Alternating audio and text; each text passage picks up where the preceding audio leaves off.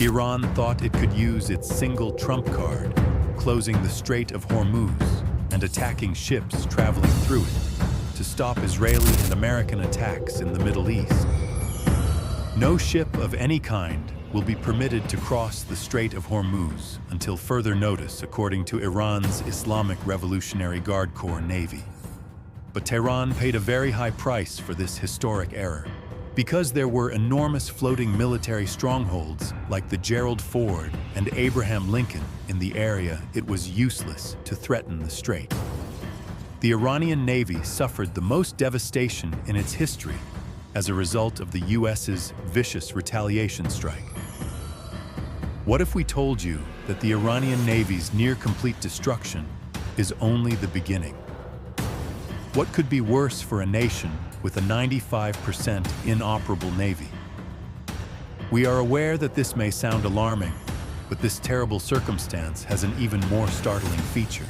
The only option available to the Iranian ships that managed to withstand the intense American bombardment of Iranian ports and boats was a desperate one. This action completely destroyed the remaining Navy's reputation in international waters. The fact that Iran's own seas were no longer a safe sanctuary for its ships was the primary cause of this predicament. For this reason, the only choice available to scores of Iranian ships, corvettes and small boats that survived, was to escape to the open ocean. They embarked on a frantic quest to find safety in nations thousands of kilometers distant. But their path was extremely remarkable.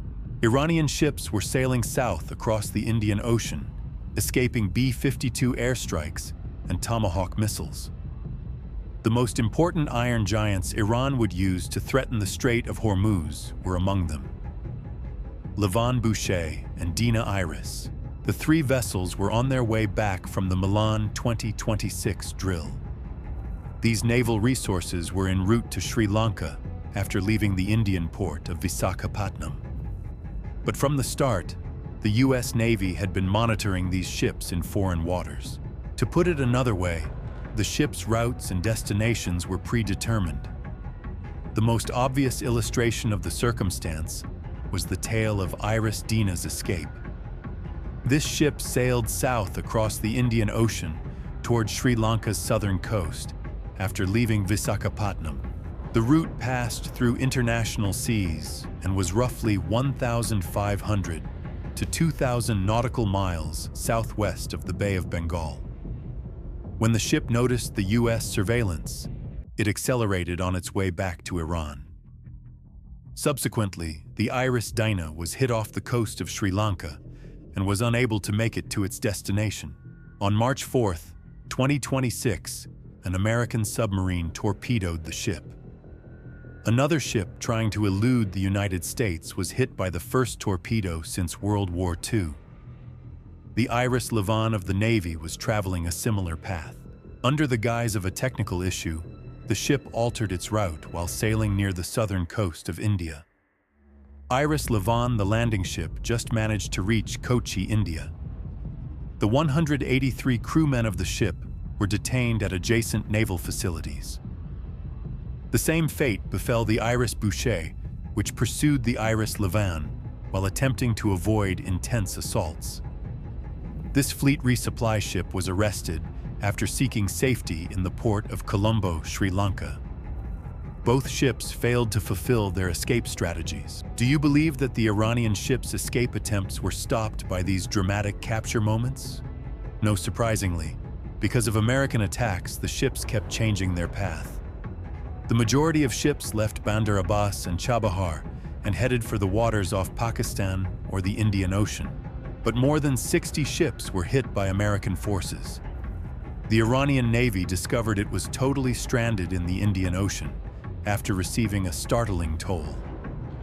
The remaining ships either left in tiny boats or sheltered in harbors after this devastating loss.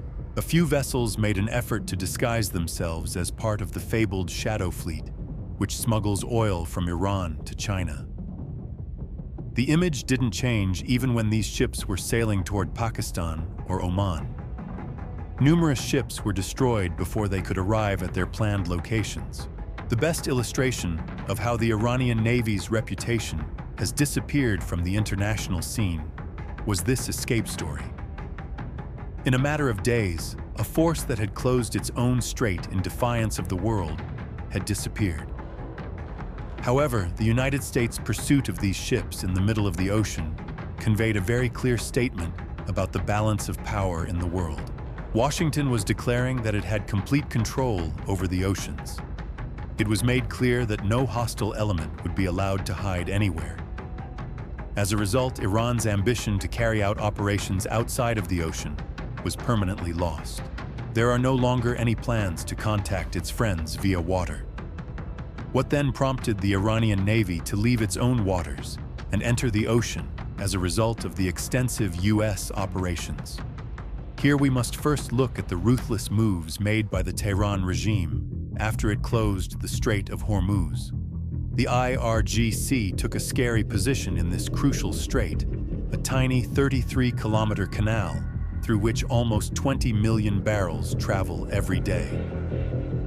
17 separate commercial tankers trying to pass through were brutally attacked by Iran. 6 enormous tankers were rendered useless as a result of these strikes. To put it another way, Tehran had targeted completely the wrong people with its retaliatory actions. Iranian drones targeted the civilian ship Mayuri Nari while it was trying to cross the strait while flying the Thai flag. After the crew was evacuated, significant damage developed on the ship's stern right above the waterline. These damage patterns were characteristic of unmanned surface vehicles or kamikaze boats that were loaded with explosives. This uneven ring of flames even brought down a Russian LNG tanker. Global energy security was severely damaged by these blazing steel monsters in the middle of the ocean. When it came to causing this instability, the Iranian dictatorship did not discriminate. Even Moscow's ships, which are thought to be Tehran's closest ally, were being attacked. This move was part of the regime's utterly brutal policy. On March 13th, state television broadcast Mojtaba Khamenei's first public remarks. He gave the world a clear explanation of the regime's goals in this message. Khamenei declared that pressure would be applied to the enemy across the waterway. He made it clear that this crucial route will be blocked. Ali Reza Tangsiri, the commander of the Iranian Revolutionary Guard Corps Navy, made much more blunt and combative comments. Ships from the US, Israel, and Europe would not be allowed to pass, according to Tangsiri. "If you have any doubts, come and test us," he said in a blatant and unreasonable demand. The goal of the dictatorship was very evident. It was to abruptly raise the price of oil above $100 per barrel. Their goal was to cause petrol costs in the US and Europe to skyrocket at the pump. They therefore intended to cause uncontrollable inflation in the West. Their goal was to force the people of Western nations into a financial crisis. They reasoned that this would provoke those groups to rebel against their own governments. Tehran thought it could use worldwide inflation in addition to weapons to win the war. At this point, things took a sinister turn, because the big battleships drifting over the ocean are not Iran's real might in the Strait of Hormuz. The asymmetric weapons concealed in the Rocky Mountains and underground tunnels that dominate the strait are the true menace. Since losing half of its conventional forces in the 1988 battle with the US Navy, Iran has altered the terms of the game. The Tehran government has switched to an unseen and lethal tactic rather than taking on large American destroyers. Massive anti-ship ballistic missiles, such as the Qiam-2 and College Fars, are thought to be kept in caves deep under the mountains. These missiles can drop a huge oil tanker to the bottom of the ocean in a matter of minutes because they can reach speeds of Mach 3. In the meantime, underground launch pads are ready to launch Shahed 136 kamikaze drones, which have a range of thousands of kilometers. A civilian tanker can be crippled without a fleet valued at billions of dollars. the largest cargo ship in the world may be readily hit by a swarm of explosive-laden drones that cost only a few $100,000. As a result, the Iranian Revolutionary Guards can launch their rapid attack boats from several traps in the shallow island-filled waters surrounding the strait. Furthermore, Iran is not the only country trying to impose this dangerous blockade. Iranian-equipped Quds and Tufan missiles are being used by the Houthis in Yemen to provide help from the Red Sea. Global trade is under pressure from both sides as a literal dual strait crisis develops. The regular daily flow of 70 to 80 ships across the Strait of Hormuz has been severely disrupted by this asymmetric threat. More than 1,000 commercial ships are waiting aimlessly outside the Gulf to avoid being targeted by missiles. Before the war, 70 to 80 enormous cargo ships would sail through these seas every day without incident. This number fell nearly to zero overnight with the start of activities. Off the coast of the Gulf, a huge convoy of more than 1,000 commercial ships and tankers had assembled. Helplessly anchored, they awaited the opening of a safe passage lane. For ships traveling through the area, risk premiums had reached unimaginable heights. However, a few noteworthy individuals were able to get past this lethal ring of fire. In this unstable situation, Chinese-affiliated ships in particular were adopting an entirely different approach. The situation was changing due to Beijing and Tehran's strong economic connections. Chinese ships have a sort of unofficial immunity in the strait, thanks to these connections. The Iron Maiden and Sino-Ocean, two enormous cargo ships, performed a cunning move. They proudly proclaimed to the world that they were Chinese using automated identifying techniques. They created a digital barrier that kept rogue rockets from targeting them. As a result, it guaranteed the secure delivery of millions of barrels of oil to China. Pakistan, on the other hand, came up with its own answer because it had to quickly meet its energy needs. Operation Muhafizul Bahar is a new mission that the Pakistani Navy initiated. They started supplying their own civilian tankers with armed escorts. Even so, they refrained from going straight into the hazardous and constricted Strait of Hormuz. They have so far restricted their activities to the Arabian Sea. On the subject, Turkey's Minister of Transportation and Infrastructure also issued a somewhat negative statement. He said to the world that 15 ships owned by Turkey were waiting to cross the strait. The Rosanna, one of these vessels, had an incredible success story. It was able to travel through the area without incident thanks to delicate and covert diplomatic procedures. As a result, it emerged from this ring of flames as one of the few vessels.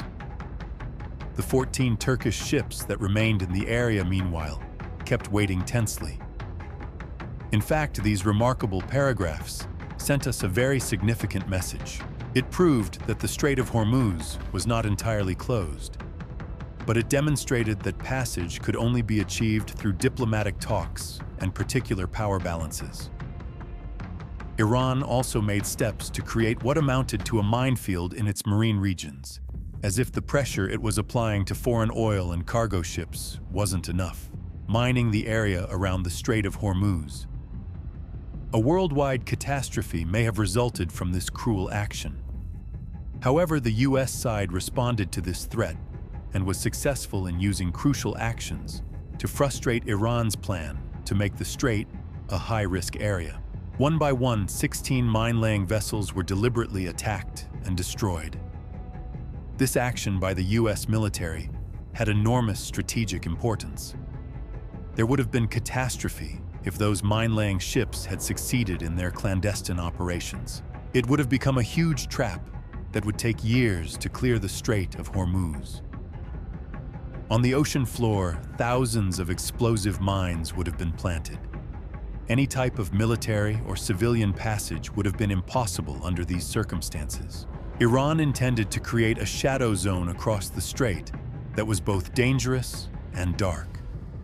But the United States shone a light on that shadow and destroyed that lethal threat at its root. The core of Iran's asymmetric naval warfare strategy was hit by the drowning of the mine-laying vessels. 95% of the fleet was converted to a worthless pile of scrap metal by the end of the attacks. At this point, Iran's ability to operate at sea was essentially non-existent. But not all of the issues were resolved when the Iranian Navy and its mine-laying vessels were sunk. The U.S. has to guarantee the flow of electricity throughout the world. It has to put in place extensive multi-layered extra security procedures in order to accomplish this. Because every minute that went on, the world economy continued to lose millions of dollars. At this crucial moment, U.S. President Donald Trump appeared in front of the cameras. He used quite strong language when announcing the new game regulations to the entire world. "We are taking a very firm stance on the situation in the Strait of Hormuz," he said. He underlined that they will employ an unprecedented degree of force if needed. More significantly, CENTCOM said that it will be embarking on a new mission. Civilian oil tankers traveling through the area would be personally escorted by U.S. warships. This implied that the U.S. Navy was taking on the job of a top-level international maritime enforcement force. Strike groups with aircraft carriers moved quickly to the area and established positions. Around the strait, sophisticated air defense systems created a steel barrier. The goal of this enormous military buildup was to reassure terrified markets. For this reason, the United States mission in the area is still unfinished. Until these unseen threats in the Strait of Hormuz are removed, the U.S. military will not give up. Until all land-based threats are eradicated, it will keep up its offensive operations against Iran. There is a very apparent aim for the second stage of these ceaseless efforts. Its sole goal is to locate and eliminate these land-based systems. The Pentagon uses high-altitude reconnaissance aircraft and satellites in orbit to keep an eye on the area. It is searching Iran's coastline second by second and inch by inch. It's almost like death is falling from the sky thanks to advanced American warplanes. They are continuously attacking radar installations that have been detected. Subterranean bunkers and drone launch sites are disappearing off the globe in a matter of seconds. All of Iran's military resources are being targeted in a full-scale campaign that could endanger the Strait of Hormuz. To put it another way, Washington's military policy has suddenly taken on a much more brutal and profound level. Its purpose was to totally cut off the enemy's operational lifeblood. They are now focusing on more than just the discharged weaponry. They are also demolishing command and control centers, secret communication networks, and the facilities that manufacture such weapons. America. The best proof of this is seen in the most recent remarks made by Defense Secretary Pete Hegseth. This resolve's military equivalent is being defined with clarity. According to Hegseth, Iran's present military capabilities have been severely damaged. As a result, two opposing factions are currently engaged in a ceaseless battle across the Strait of Hormuz. There is a risky tactic on one side that uses asymmetric weapons to try to hold the global system hostage. A superpower dedicated to maintaining sea passages with overwhelming air and naval might is on the opposite side. To put it another way, the current situation is not a typical combat battlefield. An adversary is always changing locations, hiding and launching surprise attacks. This asymmetric force is extremely difficult to eradicate in contrast to conventional navies. One by one, every missile concealed in a cave must be located and destroyed. However, this calls for a far more intricate, expensive, and long-term procedure. Nonetheless, the United States has successfully conducted an operation against Iranian naval assets thus far. Additionally, scores of destroyers and warships under the command of the USS Gerald Ford and USS Abraham Lincoln continue to fight this danger non-stop. Tehran has paid a very high price for its naval aspirations. Iran's enormous navy has been erased from the map as a result of the conflict. The few surviving ships escaped to far-off nations, hopeless. There are no longer any plans to mine the waters. But now the conflict has shifted from the oceans to rough mountains and shadowy caves. The deadly and quiet wings of unmanned aerial vehicles continue to pose a hazard. The moves in this intense worldwide geostrategic chess match are far from over. What do you think of this then? How long will Iran's residual asymmetric strength be able to resist the intense military pressure from the United States? Can the Strait of Hormuz eventually revert to its previous status as a secure route that allows cargo and oil ships to move freely? We look forward to hearing your insightful thoughts on this subject.